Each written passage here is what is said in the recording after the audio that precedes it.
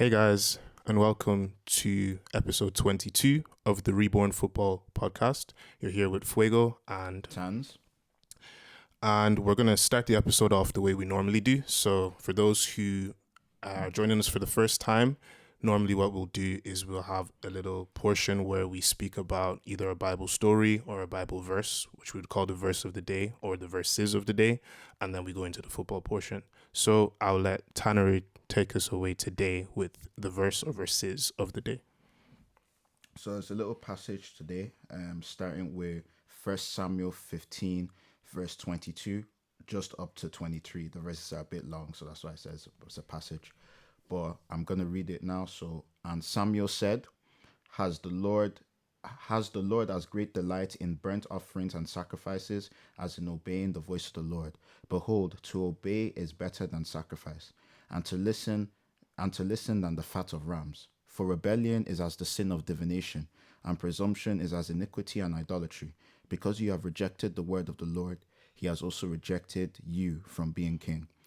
So the important part that I kind of took from this is, behold, to obey is better than to sacrifice. So to give a little context for the story, so this is when Saul is the king, and Samuel is his prophet, and Saul is starting to misbehave, etc., etc. So then the Lord gives Saul a directive to go to this tribe. I'm not even going to try and pronounce the tribe's name. Just know that they're going to go and fight a tribe. And he says, destroy the tribe, destroy everything. Don't take anything back with you. Destroy everything. Like literally says, destroy everything. But Saul, even though, he wins the battle, but he now asks some of his people to bring back some animals to sacrifice to the Lord. But then obviously Samuel now comes through, and then Samuel's like, but you haven't obeyed the Lord, you haven't done what you were supposed to do. And then Saul is like, I thought I would just bring back some animals to sacrifice for the Lord. And then Samuel now replies with what we said here, which is, has the Lord as great delight in burnt offerings and sacrifices as in obeying the voice of the Lord. And I feel like there's two ways to kind of take this. Obviously at face value, yes, it is important. Obedience is the first thing over sacrifice, and it kind of comes from your heart posture. You shouldn't be focused on trying to sacrifice for God. You should be focused on trying to obey God. And even when it comes to, for example, when it comes to following the commandments of God, following what God asks you to do, if you're too busy looking at it as a sacrifice, as, it's something that I have to do so that I don't get to do what I want to do, then your heart is in completely the wrong place. It hasn't been changed. Right. You're trying, but you're trying in the flesh, but then when you come to a point of obedience where, you're just obeying God because that's God and he knows what's best for you, then I personally feel like, you would be better. Your heart posture is in a better place. Yes. Compared to like the mentality of sacrifice. I'd echo what Tans has just said there. I think just a little bit more about that story. Obviously, they were supposed to destroy them. They won the battle, but then Saul kept animals, not just the sacrifice now, but he also kept animals that they were going to bring back, whether that's because they wanted to eat them or they wanted to, rear them or whatever. I know they spared the king and they spared, I think, some servants or something like that as well. And Saul actually made a burnt offering. I'm pretty sure. I'm not sure. I think this is the same story. So Saul actually I think it was in the middle of making the burnt offering when Samuel now arrives. But the idea was he was supposed to wait for Samuel because in that time in the Bible, the only person that can make an offering, a burnt offering to God, was the priest, the high priest. So yes, Saul was king. Yes, Saul was ordained by not the high priest, the prophet, but he was ordained by God through Samuel. But Samuel was the only person who was empowered by God to actually make burnt offerings. So that was a sin in itself. It wasn't even just a sacrifice, but it's actually disobedience in the sense that, first of all, as Tanza said, God gave him the instruction to utterly destroy that nation. He didn't utterly destroy them. He kept some things. Well, he wants to say that, okay, I was doing it to kind of, give thanks to God that I kept the animals so that we could make a sacrifice. Okay, cool. That's the first step. The second step then is you are not authorized to make a Make burnt that offering. decision. Not even just make the decision, but you're not even authorized to make a burnt offering unto God. So that's a sin in itself. So that's a completely separate thing. But it just goes to show the grave disobedience that Saul displayed here. And we bring it back to today. It might not be as grave as, you go and do something that only a pastor is supposed to do, or you're sent to, like, nobody.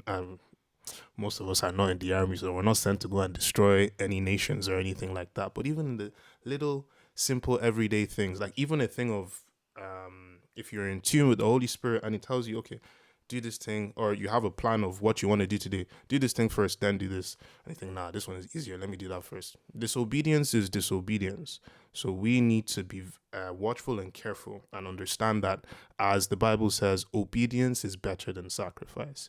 So therefore, it's better for us to be in a position where we hear God and we obey him than we hear God, we disobey him, and then we sacrifice, or we feel like we're sacrificing, as Tan said, to obey. But obviously your heart is in the wrong place if you're doing that. But I guess the prayer there is just that God should help us and give us the grace to be obedient to his commandments. I would echo that 100%. And even kind of like a way to put it is that, imagine, how do I explain? So like, it's like, okay, so God says, this is exactly what it is. So God says, do not steal. You now steal somebody's money and then you give 10% to God. It's your sacrifice. But you're like, okay, in effect, is what Saul did, to you be know what I'm fair. saying? So Yeah. that's basically what Saul did. Like, he obviously, he didn't. I mean, I don't know. Let's not get into the semantics about whether he stole or didn't steal. But he basically stole or got money by dishonest means, and then said, "Let me sacrifice the money that I've got dishonestly to God." You think God is going to accept that sacrifice? He's not going to accept that type of You know, sacrifice. he said that I'm going to tithe money that you have got through so many illegal means, through so many means that God doesn't approve of. You're now going to sacrifice it to God. So that's where you are focused on having money that you can sacrifice to God rather than obeying God. Rather than obeying God. That's a very good analogy you just gave there. Yeah. So yeah, it's just important, especially, and then in all aspects of life, both in our actual actions and then in the way we view what God has asked us to do. In our actions, we should be looking to obey rather than to have things and sacrifice. And in addition, we shouldn't look at what God asks us to do. We shouldn't always look at it as a sacrifice, because that can be the wrong way to look at it. We should just look at it as obeying God, doing what he asks you to do, not, doing it and missing out on something else. Yeah. So yeah, I like that. That was a good talk, a good topic to actually talk about. I guess going into the football portion now, a lot has kind of happened since the last episode. I believe the last episode was just before match day 1 in the Champions League. Yeah, and that was when we recorded that during international break. Yes, it's actually been a while since we last recorded, but obviously it hasn't been too long since we last released. In the time that since we last recorded, we had the RBF derby. I don't think that's going to catch on. I don't think that's going to catch on, but it was the RBF derby, Man City versus Arsenal last week Sunday. Very, very dramatic game. Because that was quite at the time of recording, that was almost a week ago. So we're going to try not to dwell on it too much, but obviously it was an extremely entertaining game. Obviously City started out hot, looking like they were going to blow it away, but then Rodri got injured, which has, turned out to be an ACL tear. Yeah. And also then Arsenal now, got back into the game. Calafiori equalized, Gabriel scored from the corner, and then Trossard went and got himself sent off for the same thing that they've been talking about for weeks because of what happened with Rice's red card earlier in the season. Yeah, I think we should talk about that a little bit, because obviously, after Rice's red card, the only thing that we're hearing from, I would say, Arsenal fans, but also from just people who want to see the game played to the standard that it's supposed to be is consistency.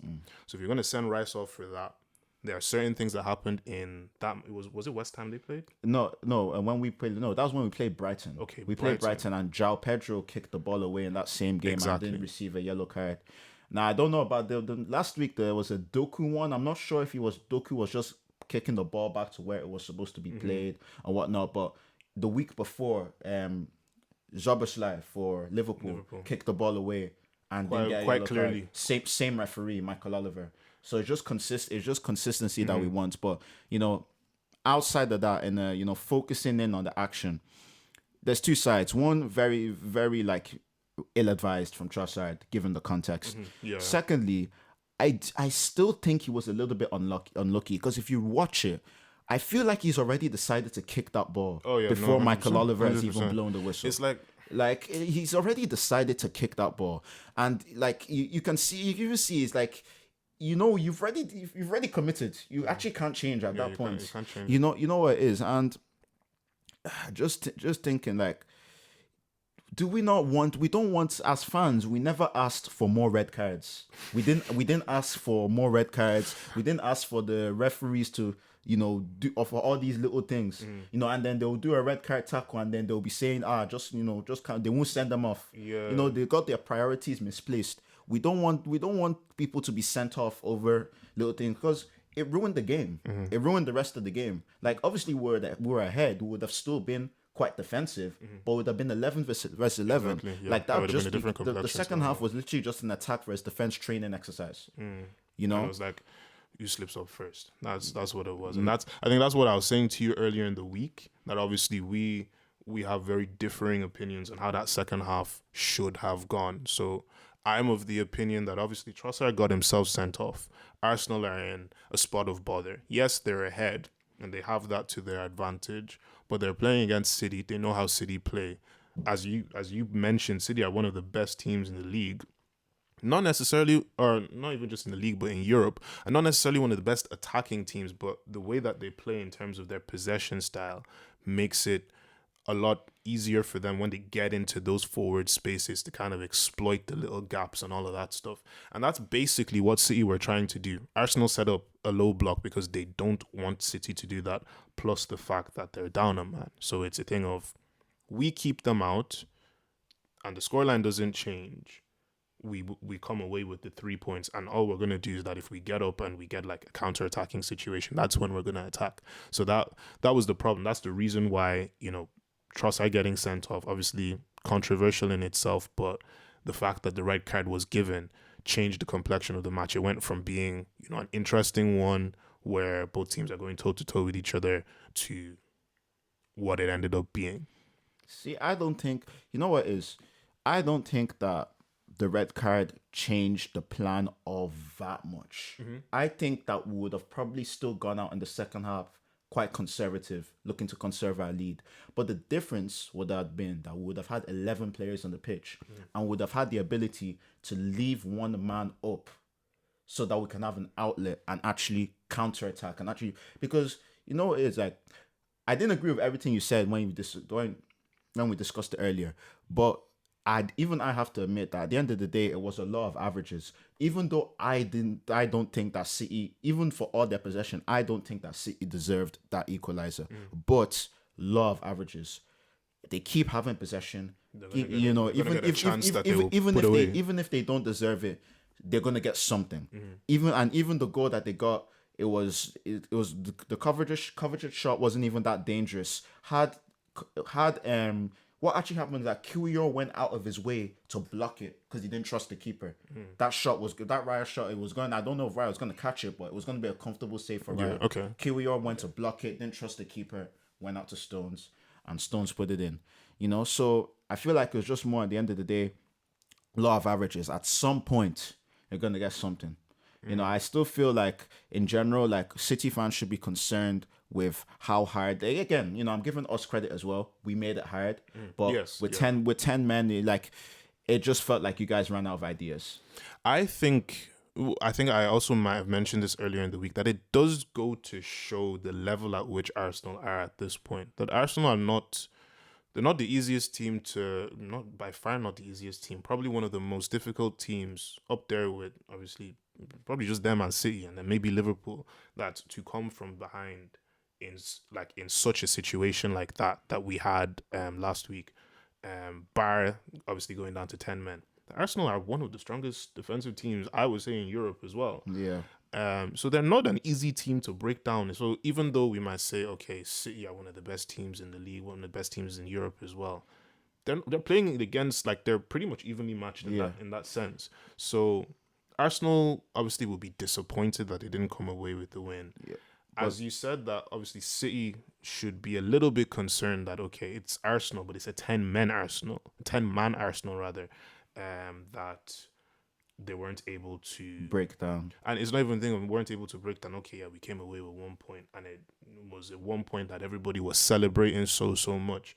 But you also need to understand that this is City that we're talking about. You know, City that are held to such A high standard. and are basically the standard that everybody is looking at. If City are not able to beat a team with 10 men, regardless of who it is something you need to start kind of thinking about.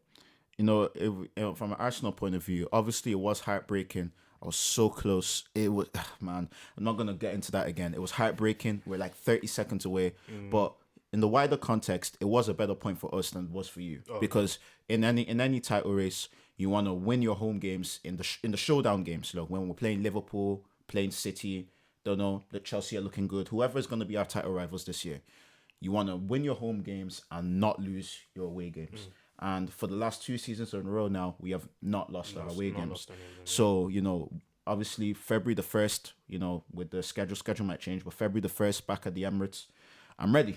I'm ready. I hear you. But I think also another thing that we should note that obviously you said City need to obviously actually take a look at it, not just celebrate that, okay, we didn't lose to Arsenal at home, but also take a look at the fact that it's Arsenal. These are the people who you've been going toe-to-toe with for the last 2 seasons. You've beaten them so far, but you need not get complacent because you now need to go to their home and beat them so that you have the better chance of actually, winning the title.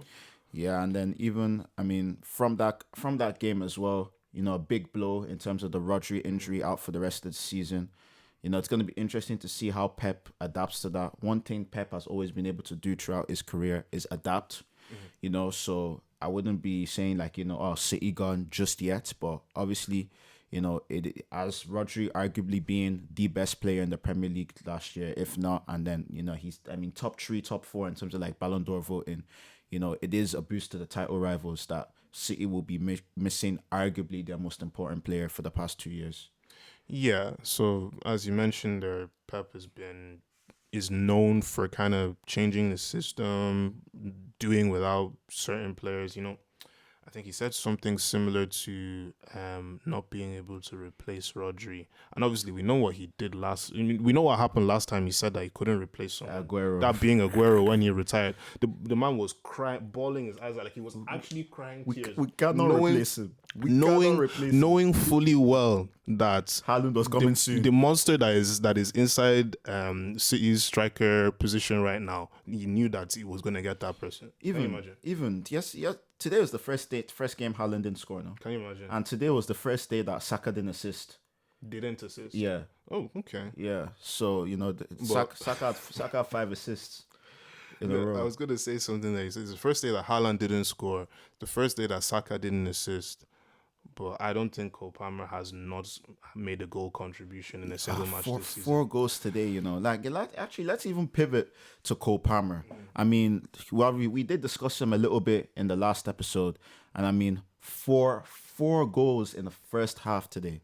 Like, I was focused on the Arsenal game. So, because when I was watching it on my phone, I was coming back from somewhere. So when I'm watching it on my phone, I always turn off the Snapchat notifications because, like, even if you can't actually see what's being said, like when the whole slew of notifications start coming in, it's like something has happened. Something has happened. Yeah. Exactly. So I just turn off the notifications. So ours is halftime, we're up 2-0, and then I now go to see what's going on. Why am I hearing Palmer scored 4 goals. No, it was actually no. It was the commentary on the Arsenal game. It was like, oh, Can you Chel- imagine? it was the commentary on the Arsenal game. It was like, oh, wait till you hear this score from Stamford Bridge. Chelsea are winning 4-2. I'm like, wow, that's a lot of goals.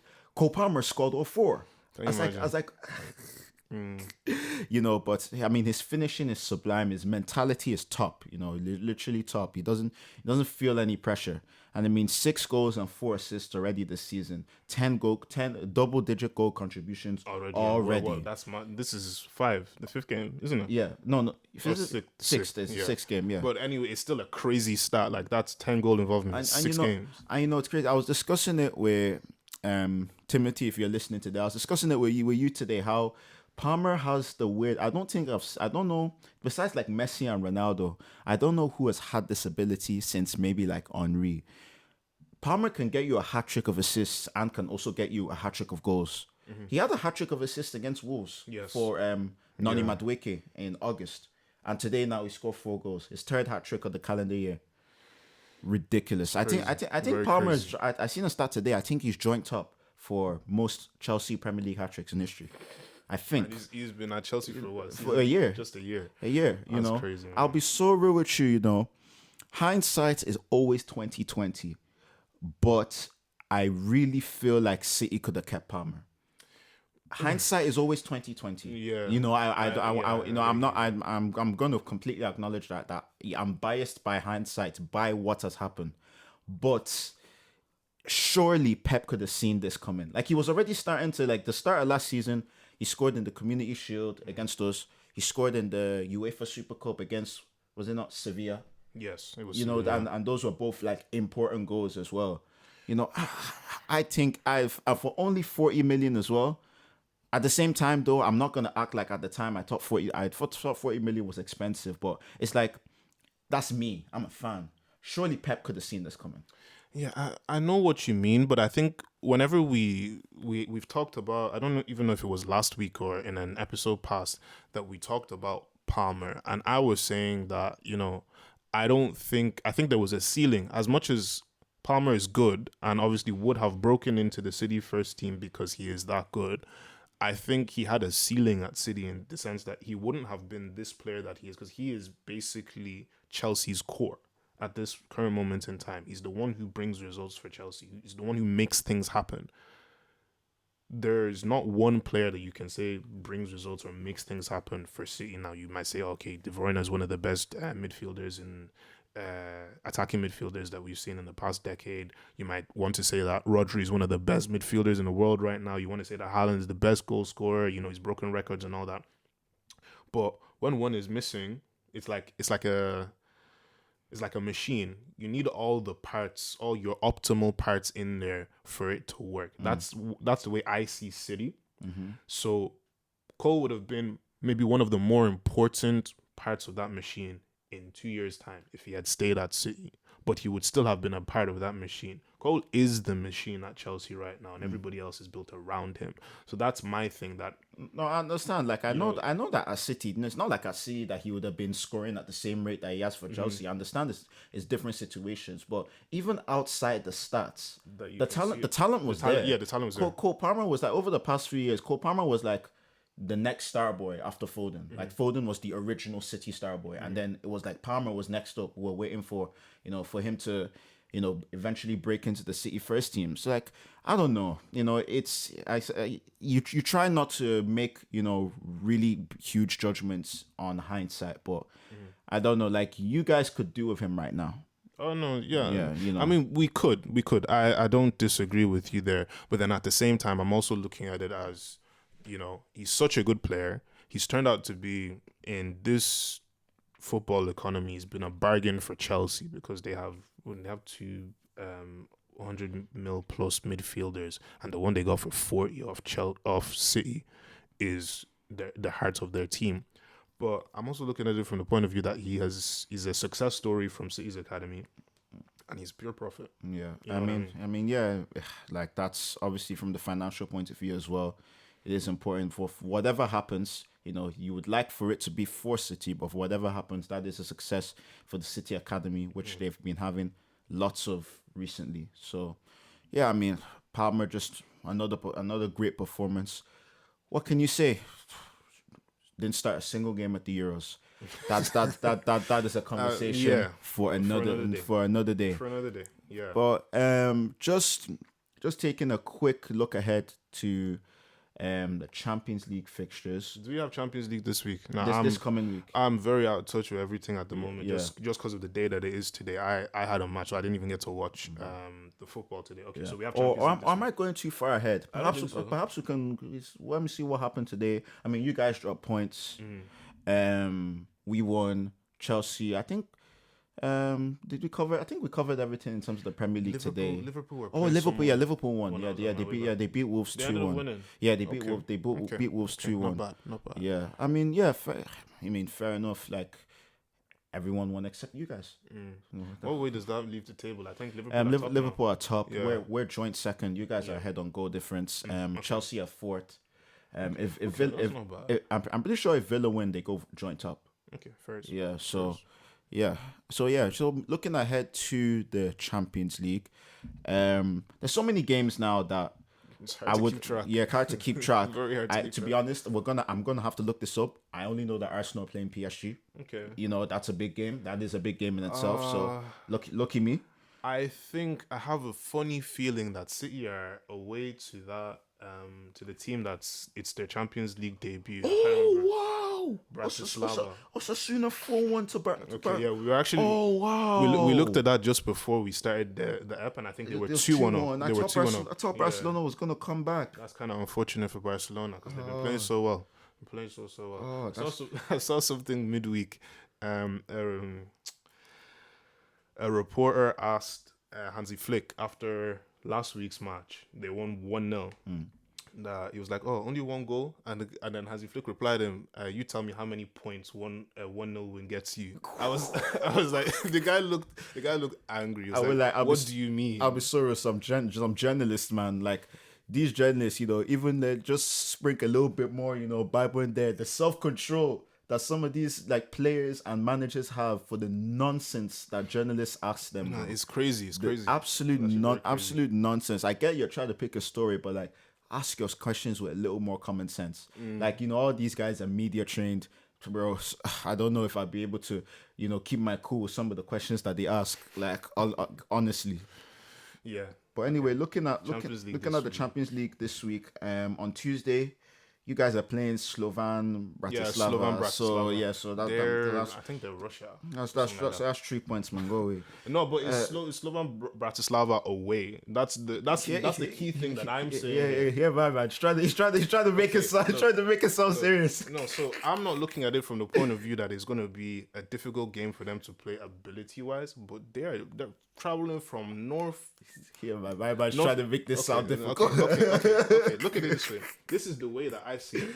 They're traveling from the north of England all the way to, I think Slovan Bratislava are in like Czechoslovakia or something like that. Bratislava is Slovakia, no? Or Slovakia, yeah, rather. Slovakia, yeah. So it's one random place in the southeast of Europe, right? Where obviously the standard of the facilities that hotels will be fine. The standard of the facilities that they're gonna have I can't take you seriously, man. I can't take you seriously. It's even the same thing. My issue is the facilities because it's gonna be like, okay, you're traveling so long, so far. Okay, so you want to say that it might have an impact on your other games, not the actual game itself. Oh no, definitely. Yeah. I'm looking at next weekend. Yeah, okay. All right, I hear you. Okay, I hear you. I would like because them places, yeah, like. They be having they be having what do they call it, AstroTurf sometimes. Oh God. I don't know if this one's gonna be AstroTurf, but like that they sometimes some of the pitches be small AstroTurf. It's bad for the players, get injuries and all that type of stuff. I think if they're Champions League, then they have to have like up to par kind of facilities. But then also another thing that I just thought about now in terms of that obviously is that Tuesday or Wednesday? Yeah, Tuesday. It's on Tuesday, so obviously City will have time then to kind of go home, recharge, and prepare for the weekend. But after the City Arsenal game, City played Watford on Tuesday. City and Arsenal played on Sunday. City played Watford on Tuesday. Yeah, Arsenal played. We played Wednesday.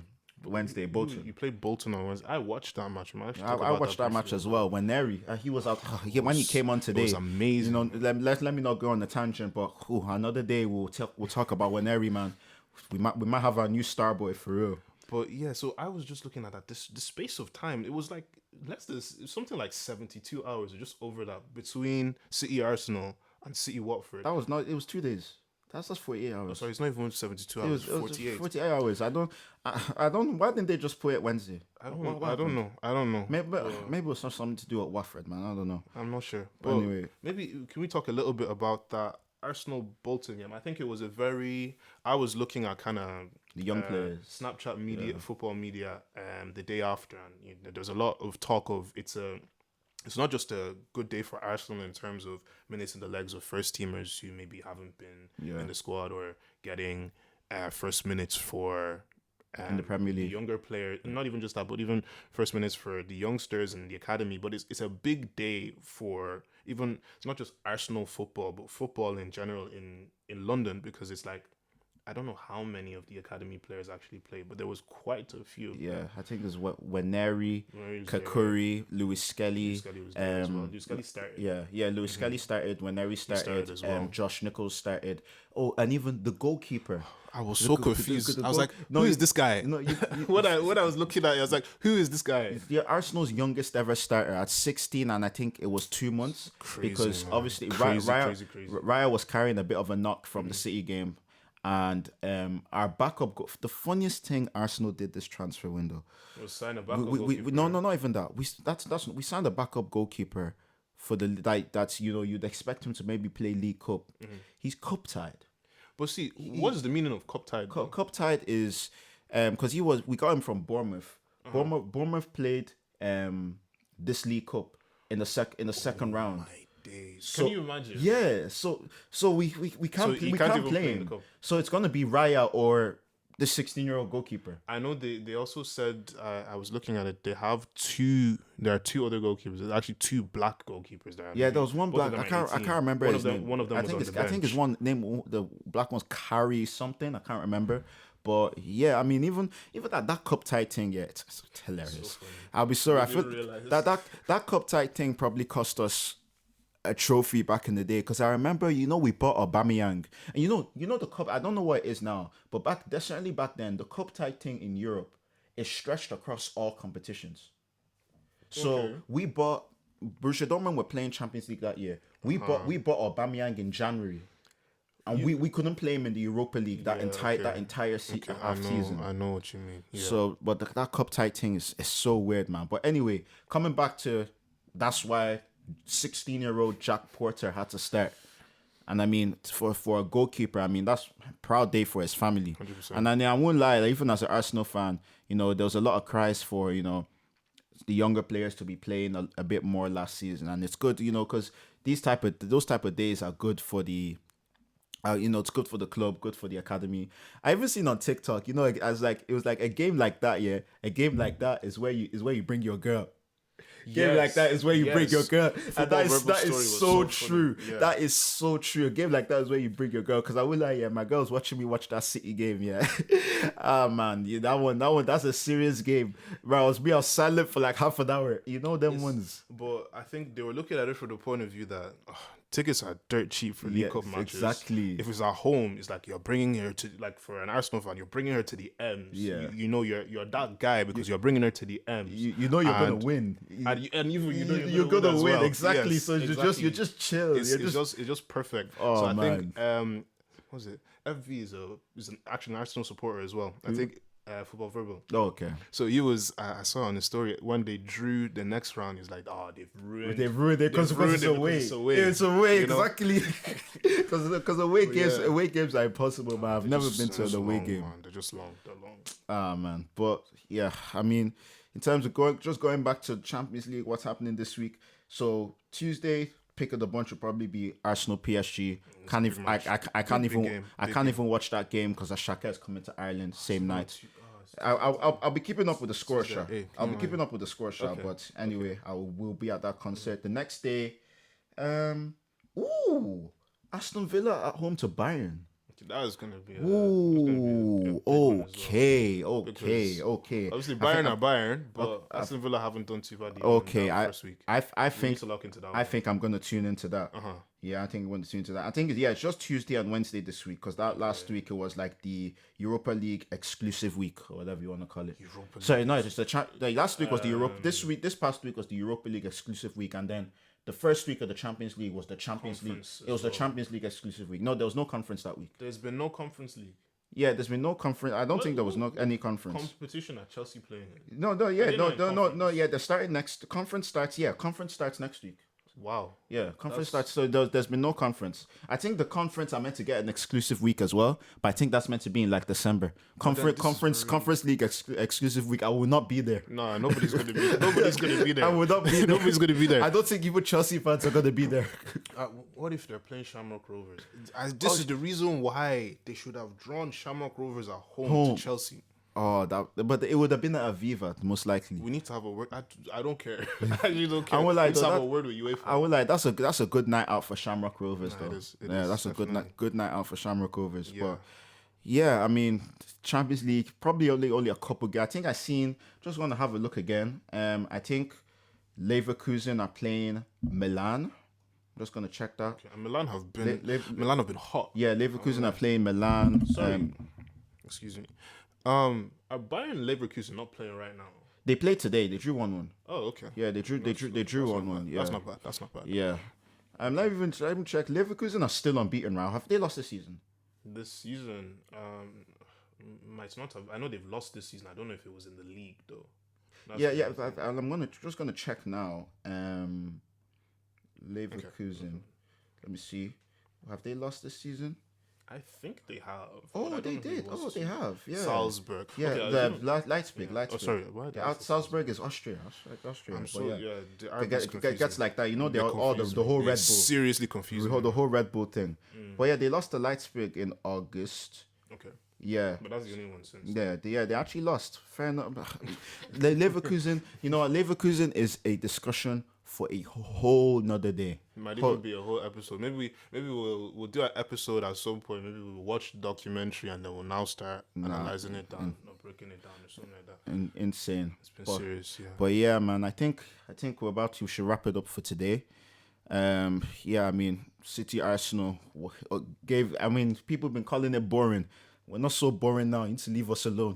They're calling us boring, bro. We served up the best game of the season so far. To be fair, it actually was. We're not boring no more. Like leave us alone. You know what I'm saying? But yeah, I think we're gonna wrap it up for today. Thank you for watching our second video episode. If you're just listening to this on Spotify, then I guess it makes no difference. But if you're watching, then thank you for watching our second video episode. Wherever you're consuming this content from, we thank you for supporting. We ask that you can like, subscribe, follow. We have to do that now. Yeah. Before, when it was just an audio podcast, we didn't have to tell people to subscribe. What's the cliche line? Like, subscribe, notifications on. Bell notifications on. Thank you guys for the support. Thank you for a lot of support on our first video episode. Really appreciate that. Gives us the motivation to keep going. We always have the motivation. We've actually always had the motivation, even when it wasn't there. But it still gives us that extra motivation. Mm-hmm. That's the right way to describe it. It gives us that extra motivation to keep going. We really appreciate it. And I think I'll let Fuego take us out before I continue rambling any longer. Yeah, but I echo everything that he said. Thank you so much for supporting us. Thank you so much for watching and listening. Obviously, as he said, it's cliche, but we still need to say it to get the podcast out there. Please, if you like it, like it. If you don't like it, please do not hit the like button. In fact, you can dislike it if you want. At least YouTube YouTube doesn't show them. No, don't dislike it. Just scroll past if you don't like it. Yeah, I will take his advice on that one. But yeah, subscribe. If you want to listen to the podcast on any other platforms, the links will be on the link tree in the bio below the YouTube video and in the bio below any platform that you'll be listening to on. So do check that out. And we will see you guys in the next episode. Peace.